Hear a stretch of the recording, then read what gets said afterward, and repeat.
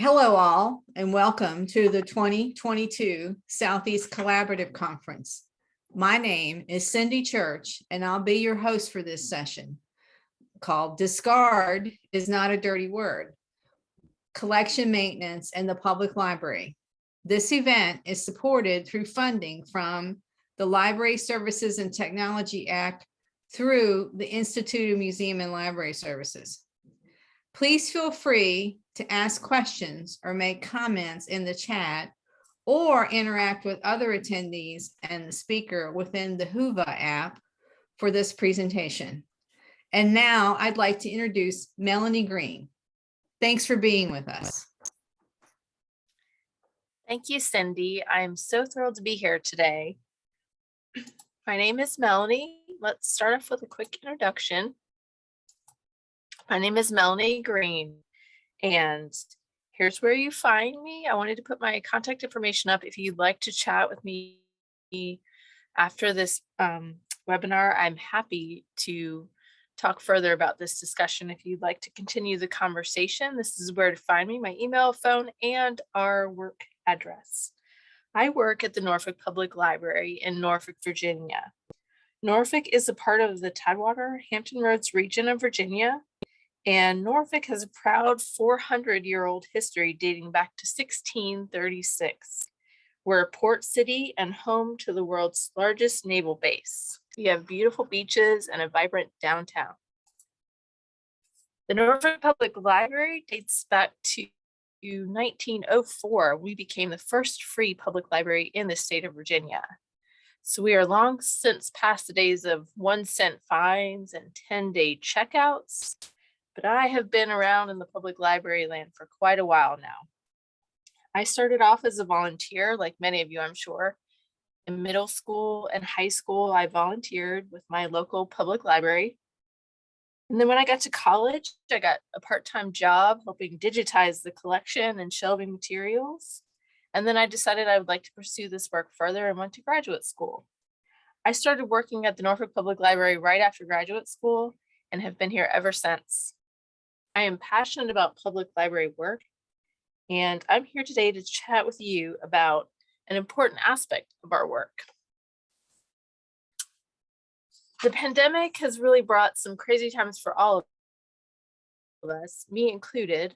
Our department suffered heavy budget cuts to our staff and our book budget, and we shifted positions around greatly over the past couple years. So this map sort of illustrates I have been all over the place. Working in different departments and different branches. And now I am at the Mary Pretlow Library in Ocean View, right by the bay. One common theme that I've found in all these buildings I've been working on is the need to weed. And that's why I'm here to chat with you today. Top Gun was one of my favorite movies as a kid. And we are in a flight path for one of the local naval bases. Hopefully this presentation doesn't pick up any jet noise, but I just thought I'd throw this up here because, you know, in this movie, they feel the need for speed to go fast. For me, I feel the need to weed. When I walk into a public library and see books that need to be weeded, I feel that need.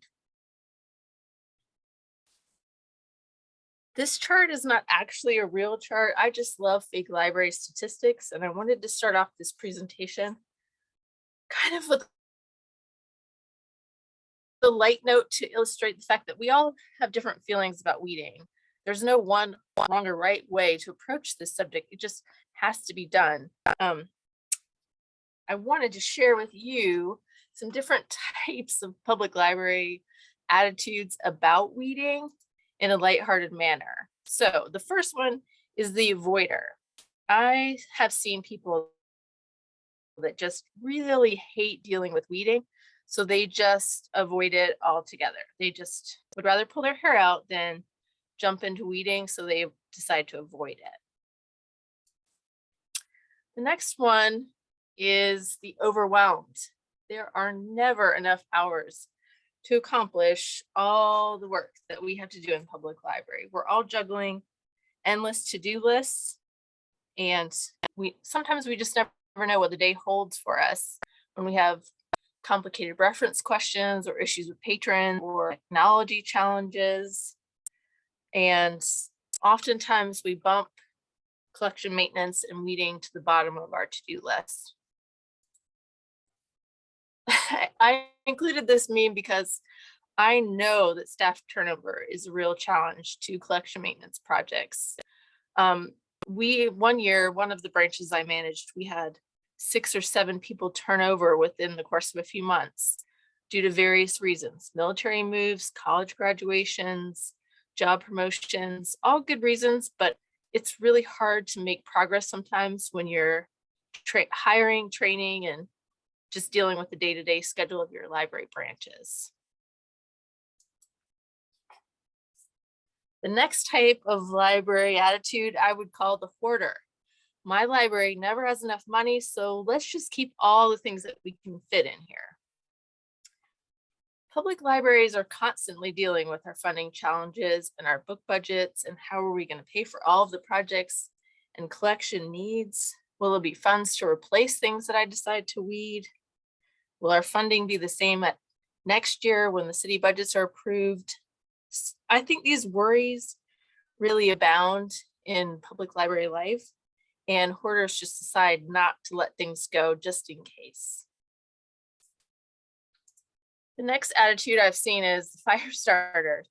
Does your workload sometimes feel like you're a fire inside of a dumpster in the middle of a massive flood?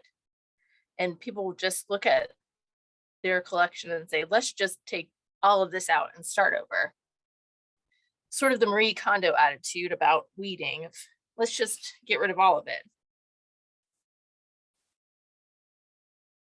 I have personally been in all of these categories over the years of my public library career.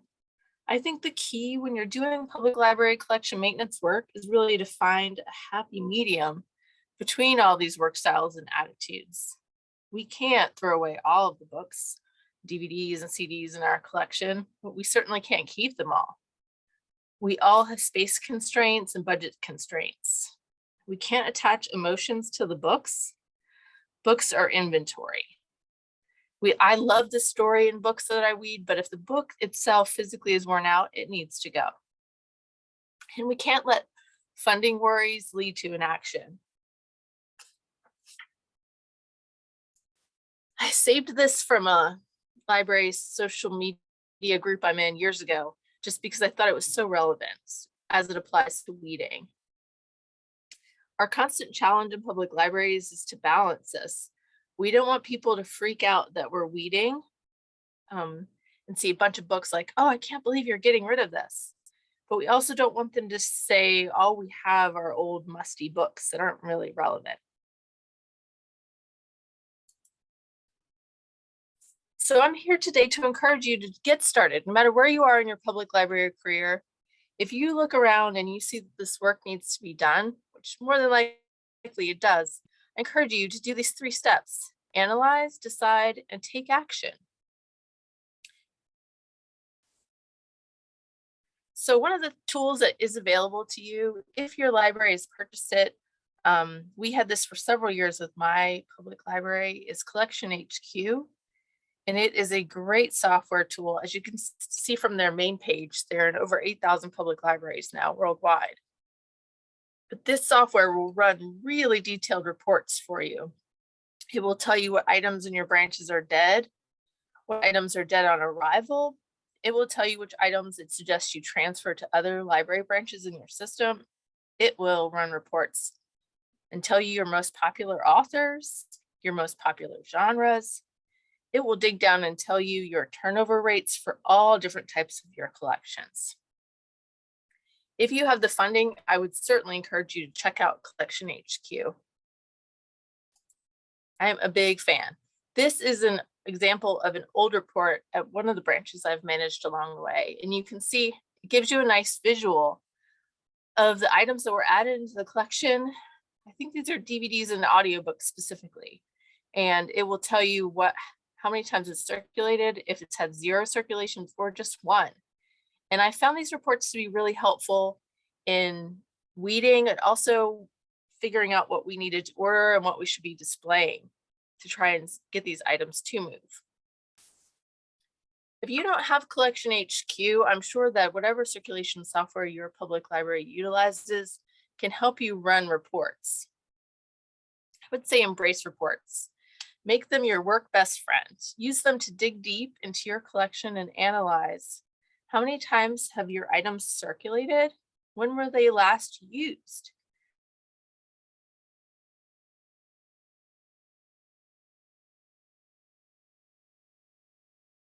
Were they dead on arrival reports from collection agent showing me some of the categories that we really did not need to buy for my specific location.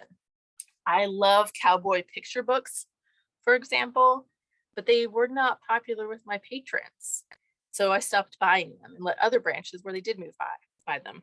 Another report you can possibly run is when was it published? It doesn't always determine your need to weed the item because we like to keep classics and other books that are still pertinent, but it is something to consider, especially when you're weeding adult and children's nonfiction. Other reports you should possibly consider running are who are your most popular authors and what are your most popular genres. One of the branches I have managed, the library patrons there absolutely love James Patterson. They love, love, love James Patterson. So when we ran these reports and I saw how popular he was, I kept more copies of James Patterson. We ordered more copies. Our shelves were full of James Patterson options for those patrons. So you should look at what are your most popular genres, romance or mystery, sci-fi, historical fiction.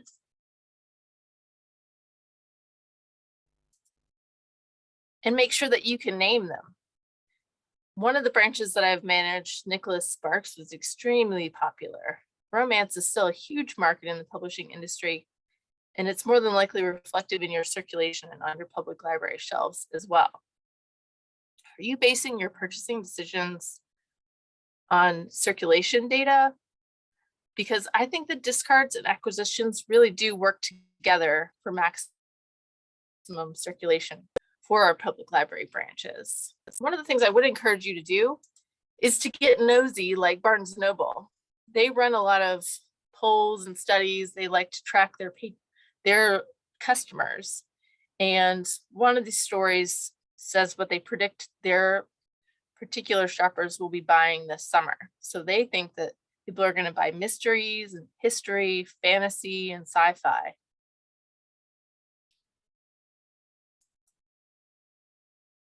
Another report I think that you might like to run for your public library, and also to just walk your shelves and look at where are you overstocked or understocked. Collection HQ will run specific reports based on your call number range and tell you if it thinks you have too many or too few of certain collections, which I found really helpful.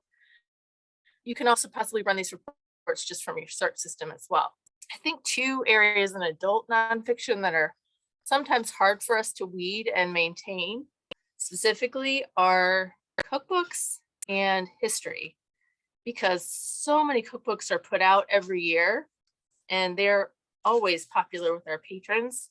Sometimes I think it can be kind of hard for us to let them go because they're still moving, but some of them definitely get worn out and get bits and pieces of recipes that are tried out on their pages.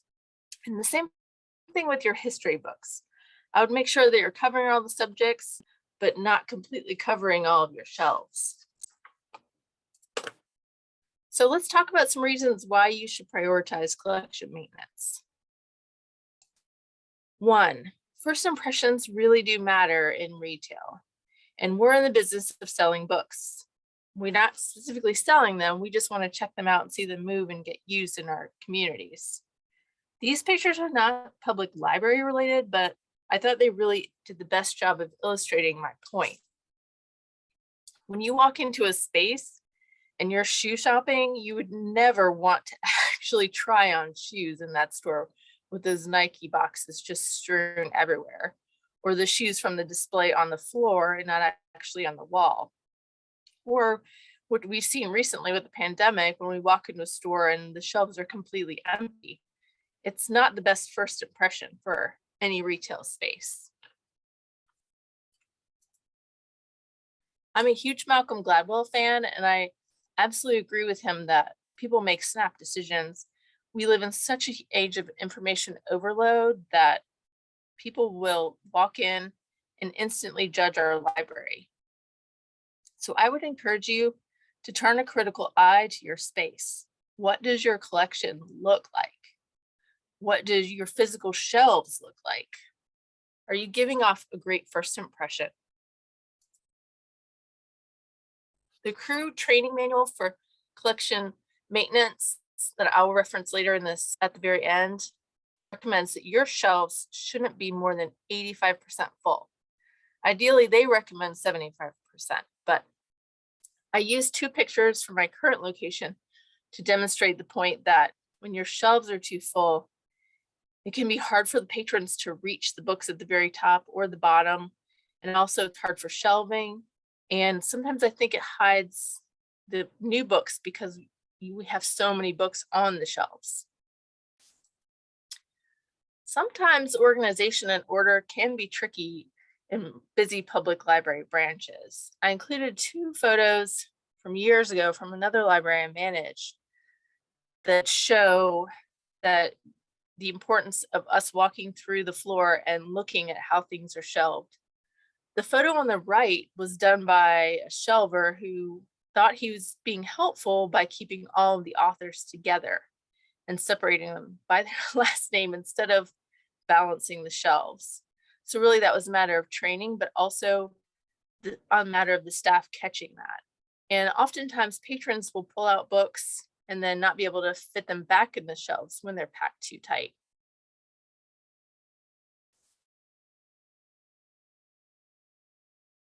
Another reason why you really should prioritize collection maintenance is that books wear out.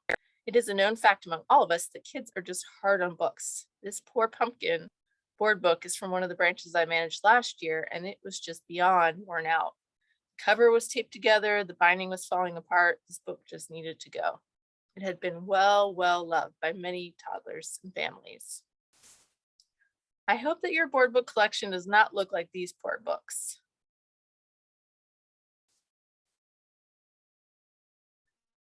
So look at your board books and your beginning reader books and ask yourself, are my books giving off this ew vibe? If you look at the book and your first thought is ew, then maybe it's time for it to go. This book on the right is a beginning reader book, and it's Frozen based. And my daughter was obsessed with Frozen for a while. So I understand why this book saw so much movement, but now the book is missing the first few pages. So it was a candidate for discarding. Kids are just hard on books. This book came back in such terrible condition. Clearly, it immediately went away. But there are books on our shelves that have seen better days that you maybe should consider discarding once they get to a point where the cover is missing or it's been colored all the way through or the pages are starting to rip. I love beginning reader books, but these books are not made to hold up for the long term. The binding always falls apart. The paper is not real sturdy. It's just something to keep an eye on when you're considering your collection maintenance. Another fact is that adults are also just as hard on books. They don't chew the books. They don't rip the pages nearly as often as kids do, but they are also hard on books. This book was returned in our book drop years ago and was completely covered in mold from being wet from some surface. I have seen books destroyed by Kool-Aid, water bottles, coffee spills, Cheetos, all kinds of book offenders destroy our adult collection just as much as the kids' collection. I'm happy that these books are going out, but they also need to be replaced or repaired. Look at your books and the binding is coming apart and there's a bunch of mystery stains and your pages are all wavy. These might need some attention because clearly they're not giving off the best impression of your library. Another reason why we really need to pay attention to our collection and handle the items when they come in and out is that patrons use all sorts of interesting things for bookmarks. I personally have seen all of the above in our library books over the last 2 decades. Q-tips, dental picks, dead bugs, live bugs, leaves, Band-Aids, bacon, recently face masks, Kleenex, and my all-time personal favorite, a butter knife, was in the middle of a book used as a bookmark. Your collection will travel to parts unknown. We live by the beach, and reading on the beach is a fantastic way to spend a weekend. However, sand is not a librarian's best friend. As you can see from this picture I inserted, it gets all in the cover and all in our stickers. Sandy books definitely need attention.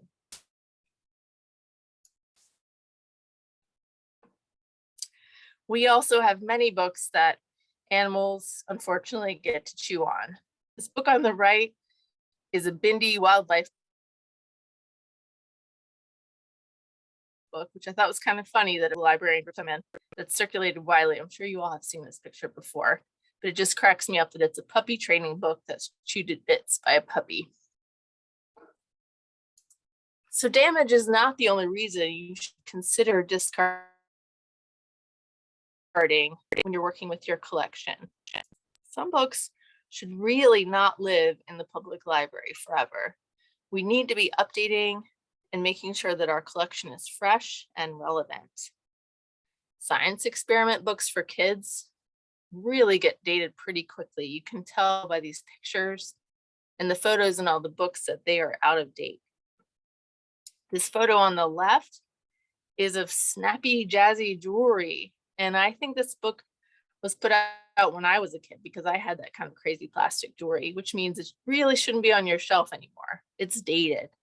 We have new craft books, and that's okay to get rid of this one. The books in the middle sort of demonstrate that romance themes and covers definitely change over time, and you should keep an eye on what you have on your shelf. These books on the left demonstrate another reason why we really should stay current. Digital photography changes so rapidly.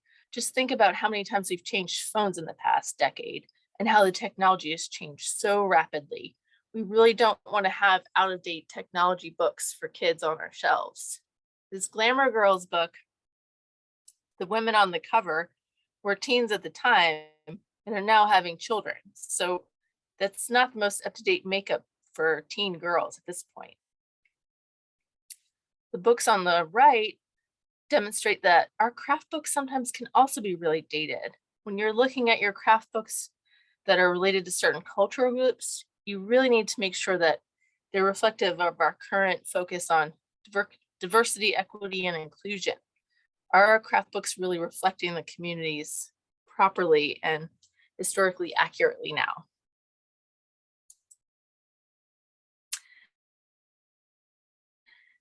These two books, Office Space is one of my favorite movies, and I just had to include this meme because this book on viruses is from 1995, and many, many things have changed since 1995 with regards to viruses.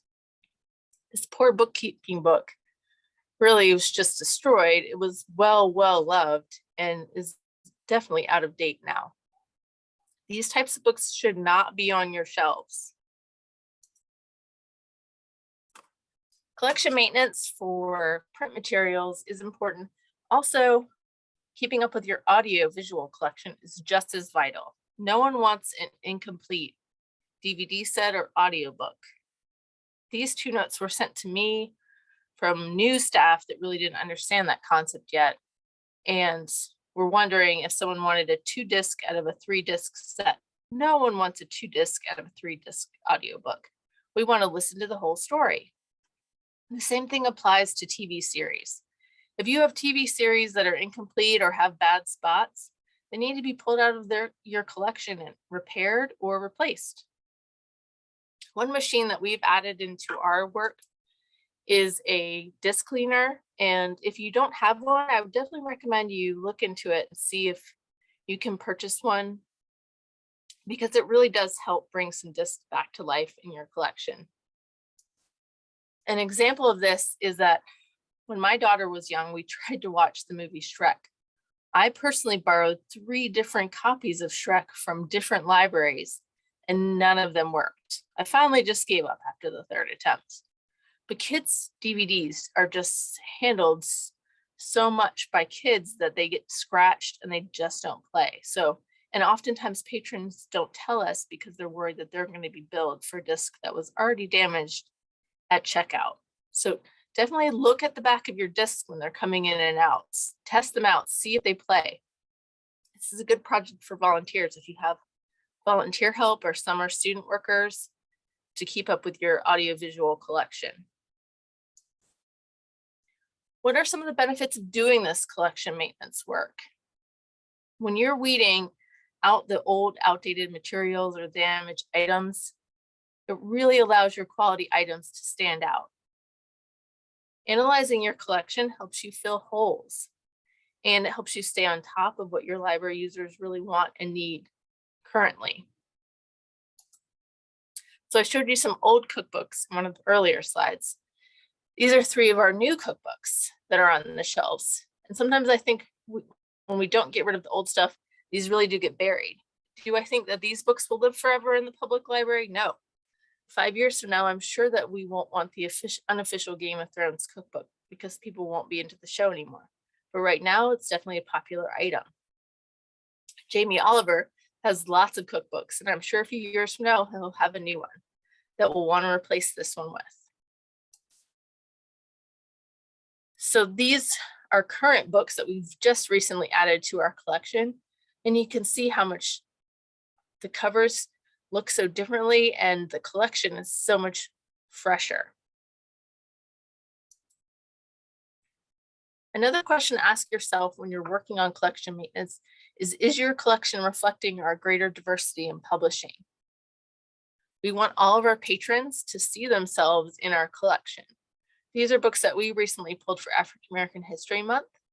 And I think it's so fantastic when our collections really do reflect the diversity of the American experience. Another reason why you should really focus on collection maintenance is that weeding out the old allows you to really put up great displays, and it makes it easier to find things that you want to put on display. These 2 photos are from old library displays that we did years ago. And you can tell by the craft photo that I probably would not circulate a Crafty University book from Rosie O'Donnell now, but at the time, it was a popular item and we wanted to highlight it.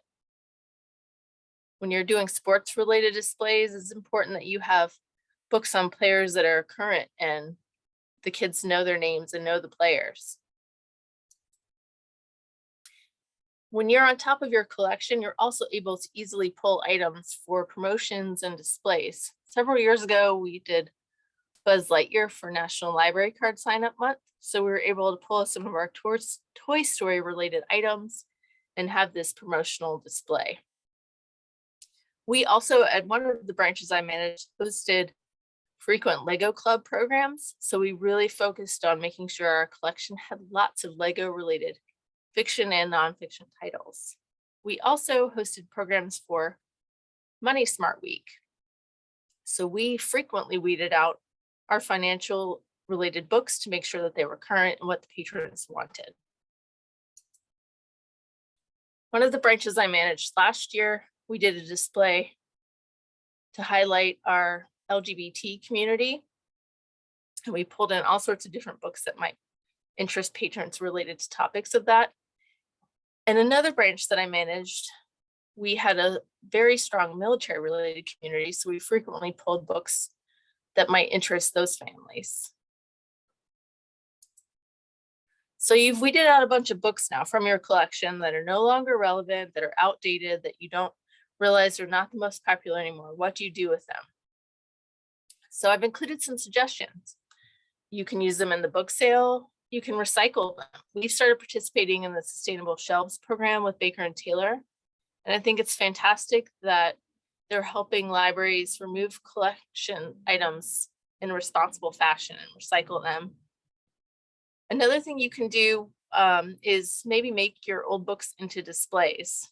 One of my staff members made this snowman years ago out of old donations and discarded books, and our patrons absolutely loved it. They thought it was adorable. You can possibly use your books for little free libraries or rec center displays if you have rec center shelves that give out books to the public. We hosted an annual book sale at one of the branches I managed that was very popular, and it also was really helpful because we knew we were doing it every spring, and it helped us clean out and clear up what we wanted to sell and get rid of before that sale. We pulled in other community groups. You can see in the photo in the middle, they gave away free plants from one of our community groups that came in and joined us that day.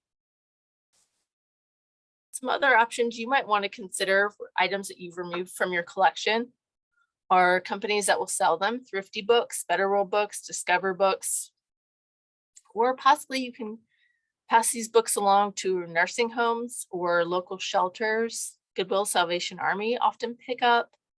Local elementary schools or high schools might like them if they're still in good condition and just not moving at your locations.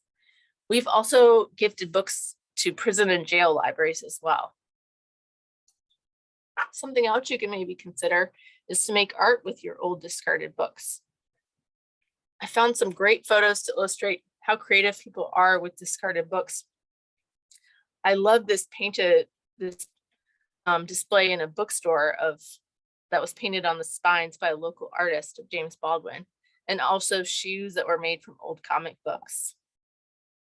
If you're really crafty and creative, you might be able to make book art with your discarded books. So your challenge, should you choose to accept it, is really to make reading a work habit.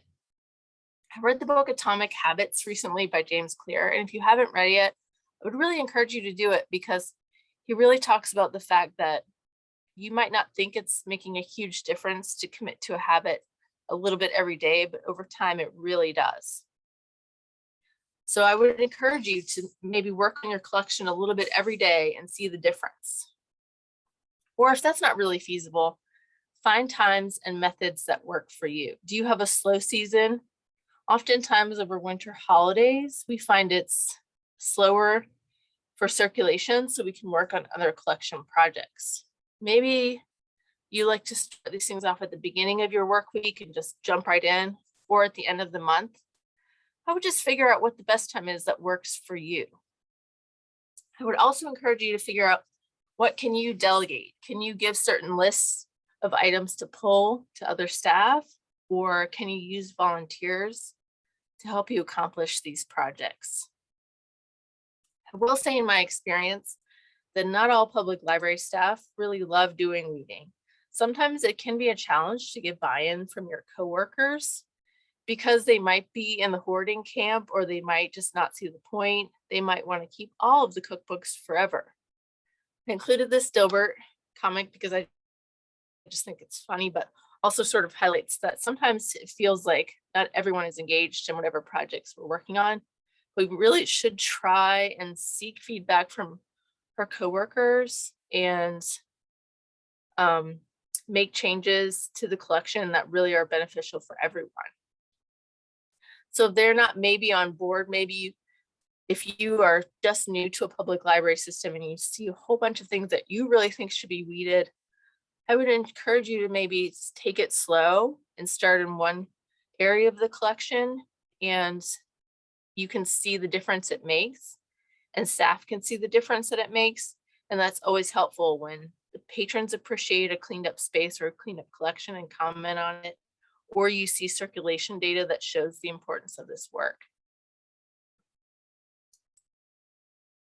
So if you're interested in learning a little bit more about ways that you can protect your collection to make it last longer, or also repair things, broken spines or covers that might need work, I would encourage you to follow up and check out this starter guide from Demco. Of course, they want to sell you library products, but I also found it to be really helpful.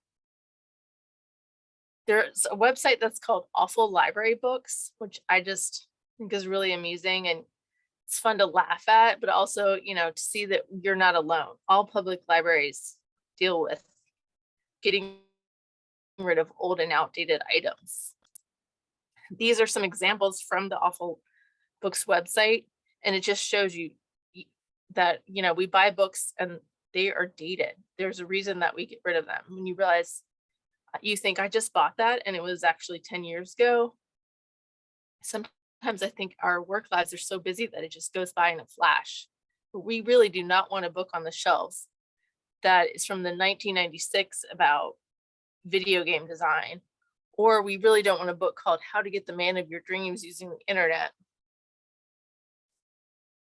If you ever want to have a discussion with the patron about why we weed, I also think this is a good explanation on their website. The Library of Virginia has a lot of great continuing education resources that all library staff can use to just utilize in a self-learning capacity whenever you have time. And I would encourage you, if you haven't gone to their website, to check it out, because they've got some links to other resources in their collection, continuing education page, to webinars from other state libraries, and also Niche Academy is another great resource.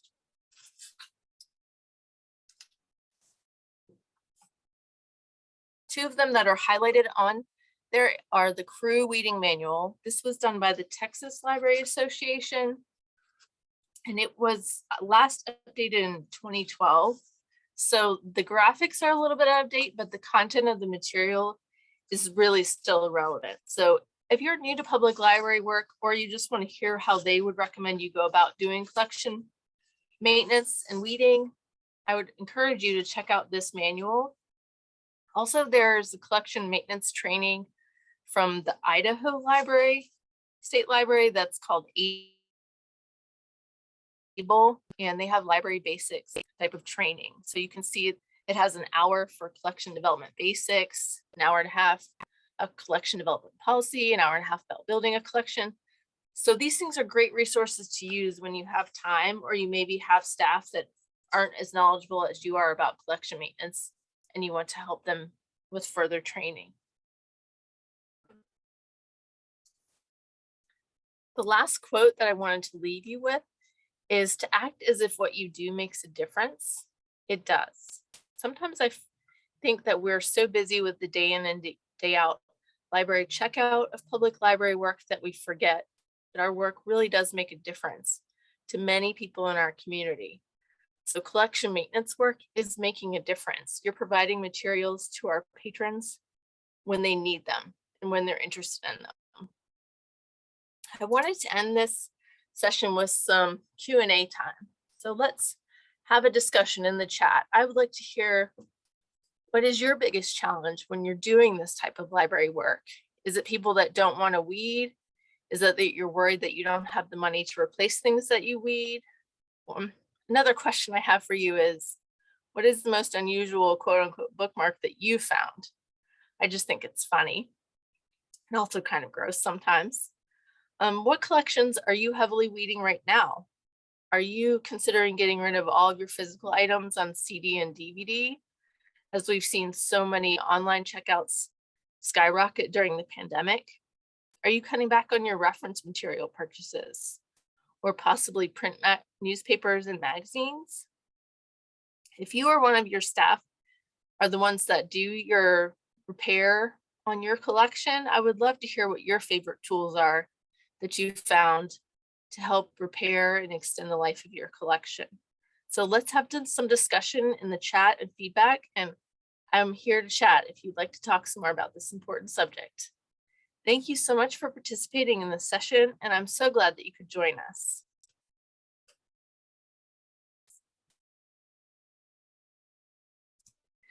Thank you, Melanie, for being here today, and thank you everyone for attending our webinar.